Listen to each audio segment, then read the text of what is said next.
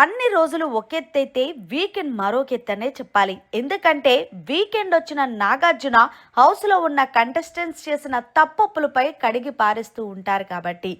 ఇదే తరహాలో హౌస్లో ఉన్న కంటెస్టెంట్స్ని పలకరించి మర్యాద్ మనీష్ దగ్గర ఆగి, మర్యాద్ మనీష్ నువ్వు సంచలగ్గా కరెక్ట్గా చేసావా అని అడిగేసరికి మనీష్ కరెక్ట్గానే చేశాను సార్, అక్కడక్కడ చిన్న చిన్న మిస్టేక్స్ వచ్చాయి అంటే సరే హౌస్లో ఉన్న కంటెస్టెంట్స్ని అడిగి తెలుసుకుందాం.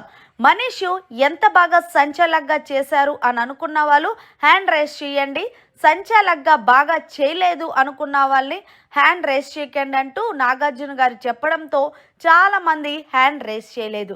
ఇందులో భాగంగానే చూసావా, అందులోనూ ఇమాన్యుయల్ అక్కడ నిన్ను అడిగిన పాయింట్ కరెక్టే.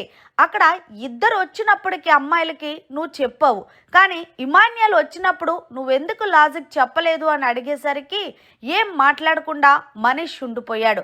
అయితే మనీష్ ఏదేమైనా సరే నీకు ఇంకొక వీడియో వేసి చూపిస్తానంటూ ఏదైతే ఆర్మీ పవన్ ఆ ప్రాపర్టీని టచ్ చేశారో హౌస్లో ఉన్న కంటెస్టెంట్స్ అందరూ కూడా టచ్ చేశారని స్టాండ్ తీసుకున్నప్పుడు మాత్రమే నువ్వు మాట్లాడావు. అంతకుముందు నువ్వు చూడలేదా?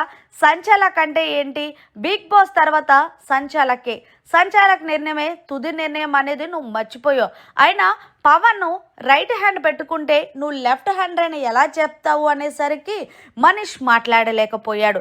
దీంతో సారీ సార్ అంటే సారీ నాకు కాదు, నీ వల్ల ఇమాన్యుయల్ భరణి వీళ్ళిద్దరూ కూడా కెప్టెన్సీ కంటెండర్స్ నుంచి కోల్పోయారు తెలుసా అంటూ వాళ్ళిద్దరికి సారీ చెప్పంటూ మొత్తానికి ఇమాన్యుయల్ విషయంలో అయితే గనక మర్యాద మనిషిని కడిగి పారేశారు నాగార్జున.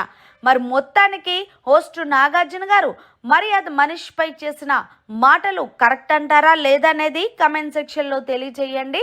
మరిన్ని లేటెస్ట్ లైవ్ అప్డేట్స్ కోసం చూస్తూనే ఉండండి మన ఛానల్.